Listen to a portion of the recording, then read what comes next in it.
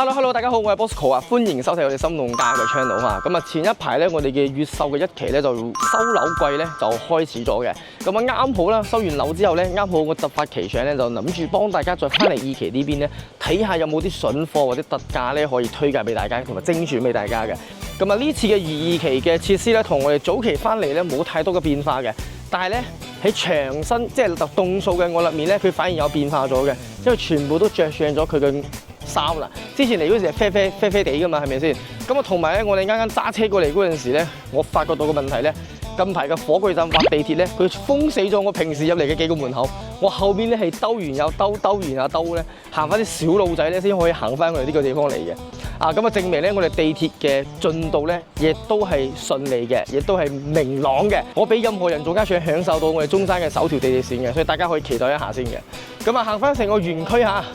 兒童設施啊，包括上面嘅泳池嗰邊咧，佢本身就係有翻過我哋規劃嘅。咁啊，同埋你去上去示範單位之前咧，要同大家講翻一個小故事。咁啊，其實咧平時咧我哋拍片咧會有我哋嘅數碼設施噶嘛，即係數碼設備啊嘛。咁啊，上一次翻嚟收樓去影翻啲 vlog 嗰陣時，突然間發覺到我嘅攝影機唔見咗，整24個小時。我翻嚟呢邊咧，通過越秀嘅物管啊，同埋佢哋嘅主管啊，同埋佢哋嘅實 Q 咧。經過佢哋嘅不停嘅查監控咧，就最終咧係幫我呢部機揾咗翻嚟嘅。得張依豪而家可以拍片俾大家知道。其實咧去分享呢個嘢咧，其實冇其他嘢嘅，只不過係想同大家講翻越秀啲物管咧係俾力啲嘅。唔好話波士哥點解行咁快，係因為出面落緊大雨，大家可以睇一睇下。因為今期咧係落緊大雨嘅，成個天氣非常之唔穩定。但係我都係一如既往咁樣出嚟幫大家拍片嘅，所以大家一定要點個 like 俾我。咁我哋行完呢個嘢咧，睇翻個 lobby 先嚇。咁啊，成個 lobby 到時候後期呢邊咧會有個大堂嘅一個玻璃趟門嚟嘅，亦都係人面識別啊。咁我哋每一個新型樓盤嘅一樓佢全部都係架空層嚟嘅，你會見到咧不同主題嘅，有啲可以落象棋啊、打啤牌啊，有啲乒乓波室啊，有啲兒童樂園啊，同埋啲圖書館咧，佢等翻都係有翻嘅。所以我覺得咧，大家咧就唔需要太擔心，睇翻越秀後期嘅維護咧，你就去知道呢個物業究竟加唔加分嘅。咁呢次我哋主要推介嘅座數咧都係前面嘅9座，佢呢邊咧係2部5伙人家嘅。想知道今期咩價錢咧，就跟住 Bosco 上去示範單位呢邊，逐個幫大家去解答問題。好啦，今期咧我哋翻到越秀呢邊嘅2期嚇，我哋上一期咧就幫我業主收完樓啦。其實我覺得咧有必要幫大家做翻一次特價活動嘅一個專場咧，幫大家去推介下嘅。而家我哋身處咧係2期嘅呢個89平方啦，3房2廳2衛嘅。目前喺9座呢邊咧有一間咧，大約會係109萬到110萬之間嘅一個89平方嘅特價。可以話係直減咗25萬幾嘅一個價錢嚟㗎啦。維度嘅單價咧都係12,000蚊到13,000蚊之間嘅。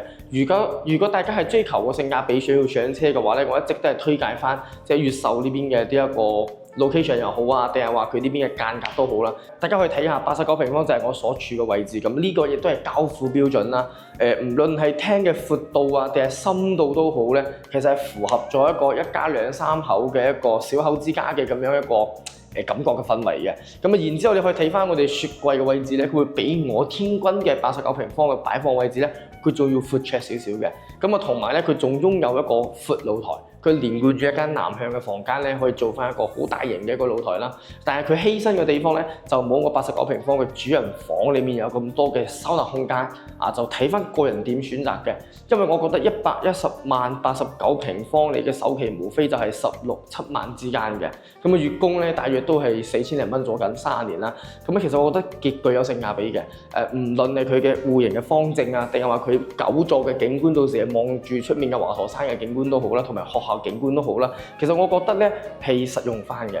大家肯定會講翻，近排好多劈價嘅地方啊，我未必要揀呢一個。其實我覺得揀越秀咧，無非係因為佢呢邊係安靜嘅，同埋佢落樓下咧，佢哋可以明顯 feel 到就係後面就係地鐵，同埋太陽城嘅 shopping mall 啦，同埋一啲晚上嘅宵夜攤啦。呢啲咧係某些樓盤咧係不足以同呢個樓盤去做翻一個攀比嘅。所以我覺得咧，即係要睇翻個人需求嚟揀樓盤。同埋上一次咧，喺5·1週期之前，我係幫助我業主1期收樓嘅，所有嘅裝修標準都好咧。其實我覺得，包括我驗樓師都好，包括我哋嘅裝修師傅去傾都好咧，其實係從肉眼可見嘅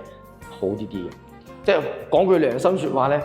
就真係比我保利仲要好啲。即係乳膠漆一摸落去嘅手感啊，包括佢呢啲所謂嘅呢啲地磚啊、尾縫啊，同包括啲門嘅呢啲細節嘅呢啲安裝嘅呢啲間隙咧，其實全部係做到係讓人滿意嘅，冇睇到個問題，包括我哋嘅滲水問題都好，其實都做得非常之完美嘅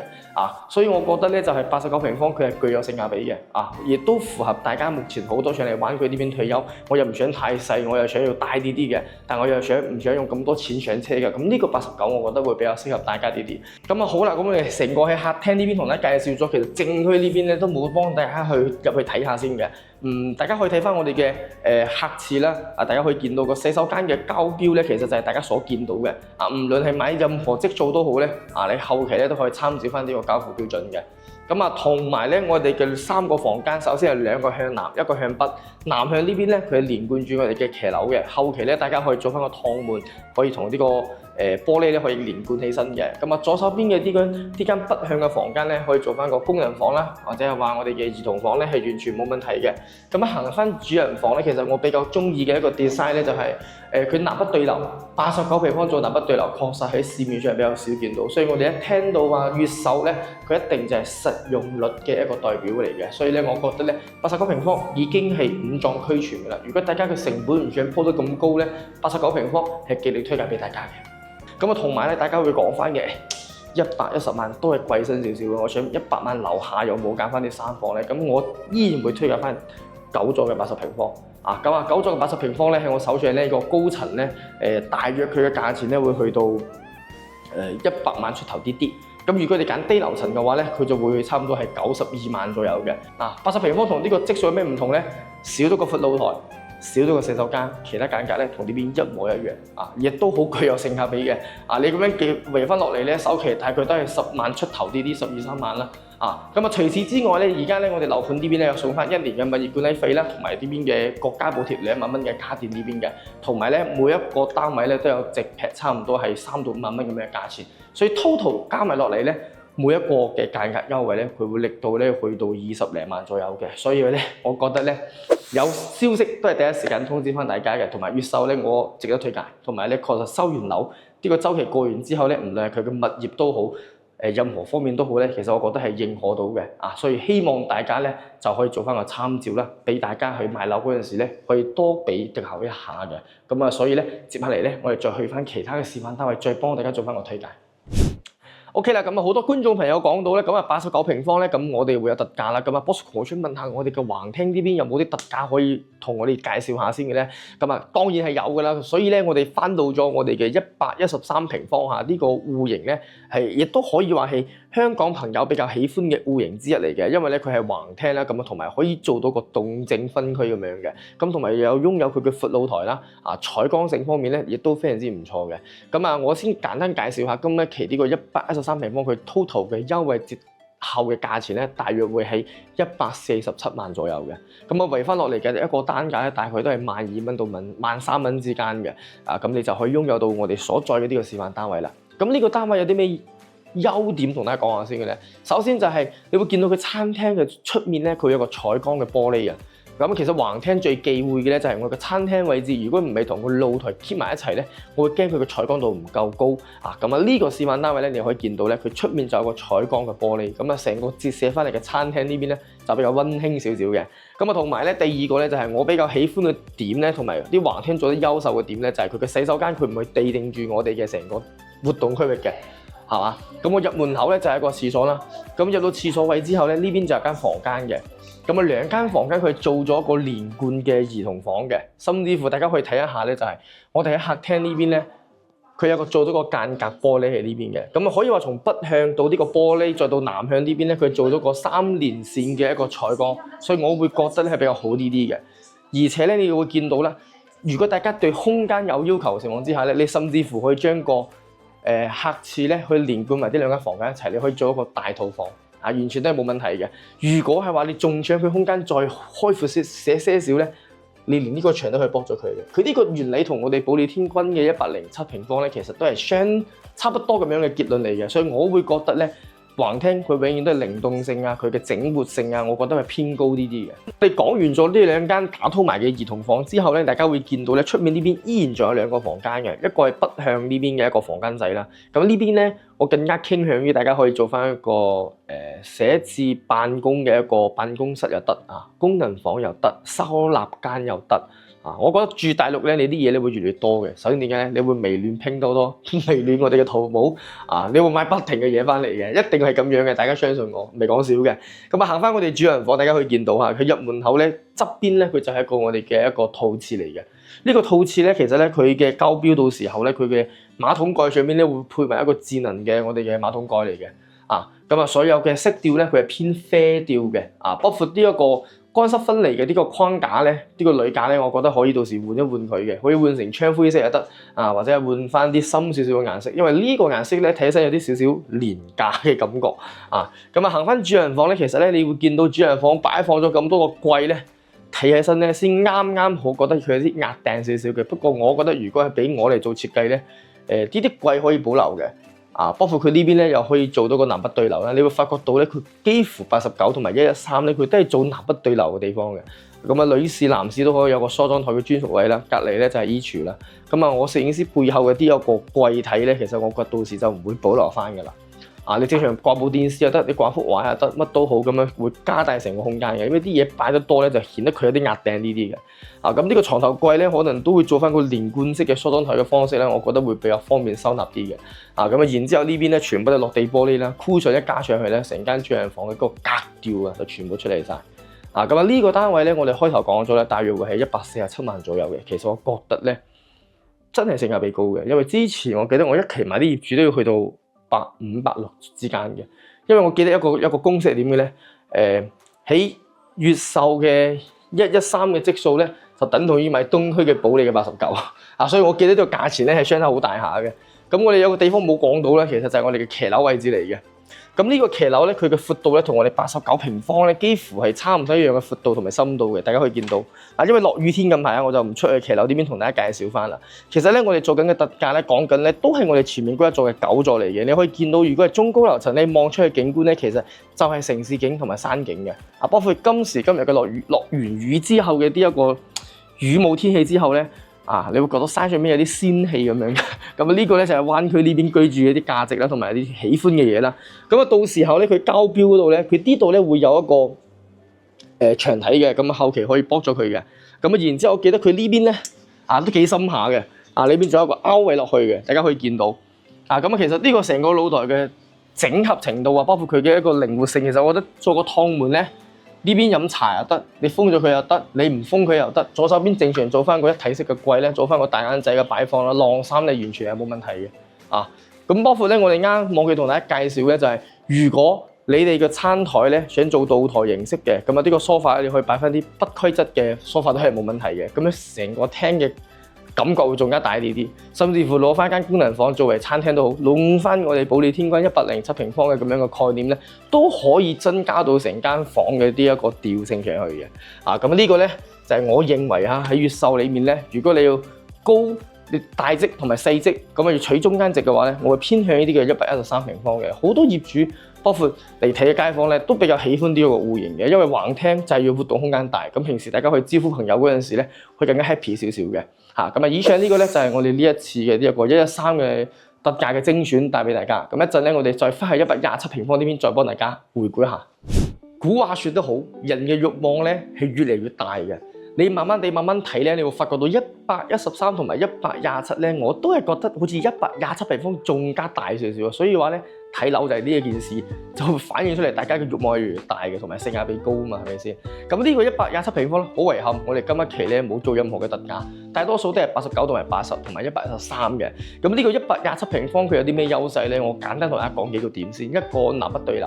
呢個咧係採光度非常之高嘅一個戶型之一嚟嘅。第二個咧，佢嘅一個靈活性我會見到咧，就係佢可以將門口呢間房佢剝咗佢之後咧，佢都係有4間房間嘅。所以真係房間大咧，房間多咧，你真係可以為所欲為嘅。第二個咧，佢採用咗我哋地興集團嘅開放式加埋個飄台咁樣嘅櫃體嘅形式咧，組合成咗一個好現代化嘅一個開放式廚房。佢冇加大咗，佢冇減少咗空間，反而仲加大咗成個格調嘅，加埋個倒台之後嘅感覺係完全唔同翻嘅。咁同埋包括咧佢呢個房間嘅呢一個感覺咧，全部都係採光性十分大嘅，而且房間相對於113平方嚟講咧，佢係幾乎都大咗嘅。你可以見到北向嘅呢間房，即係我見到佢嘅擺放咧，佢平時可能會做翻個 HiFi 啦，HiFi 房咁樣咧，就係聽音樂嗰啲啦，佢都係顯大嘅。咁我左手邊呢間房咧更加唔使講，佢連貫住我哋騎樓嘅呢間南向房間咧，真正係做到等同於啲80零方嘅一個主人房咁大嘅一個闊度同埋深度嘅。然之後最尾呢邊咧就會有我哋嘅北向呢邊仲有一間房間，同埋我哋嘅一個公共洗手間咧，佢都會放喺呢個地方嘅。然之後咧就係我哋嘅一個主人房嘅一個位置啦。咁主人房呢邊咧係方正形嘅一個長方形嘅間隔，你呢邊可以做一個 L 字形嘅櫃咧，有效咁樣阻擋咗咧成個洗手間對出嚟床邊嘅呢一個不利因素啦。咁其實我真係覺得咧一個戶型你想要佢住得舒服咧 ，design 非常之緊要，所以我已經套用緊我生活上嘅日常嘅嘢，包括我自己裝修過嘅嘢，包括見到過嘅，幫客戶介紹過，同埋一齊去經歷過啲嘢，幾乎咧都係鋪翻出嚟喺介紹板房嗰陣時咧，俾大家知道下嘅，可能未必咁專業，但係已經係用盡咗我哋即係好多嘅踩坑嘅啲方案同埋案例咧，幫大家去備緊呢啲嘢嘅。咁包括咧。包括呢一個成個主人房嘅擺放咧，cushion又好啊，擺啲花花草草放喺主人房都係冇問題嘅，睇個人習慣嘅咋嚇。我覺得呢啲咧，大家只要對號入座得㗎啦，冇話一定要擺花，冇話唔一定要唔擺花嘅。我只不過係覺得有同埋冇咧，係每個人嘅生活方式不同，係嘛？但係呢個戶型咧，毋庸置疑咧，佢賣得好咧，佢就唔需要去做特價嘅。所以咧，大家識揀㗎啦。如果係89平方咧，佢就係上車門檻比較偏低少少嘅，大家就係任意可以上車嘅。113有啲要求。127係對空間極致嘅要求，但係房間又要多嘅，咁啊，以此類推，1、2、3、4全部幫大家居理好翻㗎啦。好啦 ，OK 啦，咁啊，今一次嘅總結嘅方式咧特別啲嚇，因為出面落緊大風大雨啊，所以就坐喺 lobby 呢邊咧，同大家大致上做翻個總結先嚇。咁啊，其實咧近幾年咧，你會見到咧，其實有好多開發商咧都做緊啲促銷活動啊，大降價。其實真實意義上咧，並不是話層樓仲可以話有降幾多嘅。其實咧，無非就係開發商同政府去傾翻個合作咧，因為目前嘅市場環境啊、經濟環境唔好啊，咁我哋希望可以下調翻啲價錢。咁啊，我認為咧，好多觀眾朋友睇片睇得多都知道嘅，正常開發商起樓嗰陣時咧，同政府係備案咗價錢嘅，上浮咧可以喺呢個價錢嘅15% 以上，下浮咧亦都係呢個中間值嘅下浮15% 為準嘅，所以調完價錢之後咧係合理嘅。咁同埋你話有冇降到百幾千蚊之間嘅幅度？其實我覺得越秀都唔可能，因為睇翻成個攞地價、成本、人工、工人等等以此類推啲嘢咧，你都會知道呢個並不可能，係嘛？咁啊肯定要有人話啦，就係先早買早享受啦，咁啊遲買多折扣啦，係咪先？呢句説話已經係 slogan 嚟嘅啦，啱嘅。但係後期你揀嗰陣時咧，你就冇咁多，即係你冇咁多嘅樓層中意嘅呢個戶型去選擇，你只可以話有啲咩你就揀咩。就睇翻大家係想有主意識咁樣去選擇翻而家現有嘅我中意嘅，定係話被動式嘅選擇咧？就係話有咩我就揀咩咁啊！只要大家覺得 OK 就冇問題㗎啦。咁我再講翻下呢個地段先啦。呢個地段咧，其實咧佢唯一有亮點嘅地方咧，就在於佢呢一個地鐵站點火炬站，就係我哋呢個樓盤嘅背面北向呢邊出去，幾乎就一條馬路咧就可以上到地鐵㗎啦。呢條地鐵咧佢係橫跨我哋成個中山市區嘅，咁啊北上咧就可以去到我哋廣州嘅，後期咧可以連貫到落珠海，甚至乎深圳咧亦都可以行翻去嘅。但係呢個周期就比較長啲，首次開通咧就可以上到廣州去翻中山市區，咁你同市區咧就無縫連接啦。其實等於話你用過萬二萬3萬嘅均價咧，你可以享受到2萬蚊均價嘅地方 location 嘅。就睇翻個人嘅選擇，同埋你哋覺得認為點樣買先會划算啲嘅。我個人係覺得，如果你唔 care 翻保值問題咧，你買越秀絕對冇問題嘅，係嘛？因為呢個自己住得開心為主，咁空間又可以大少少。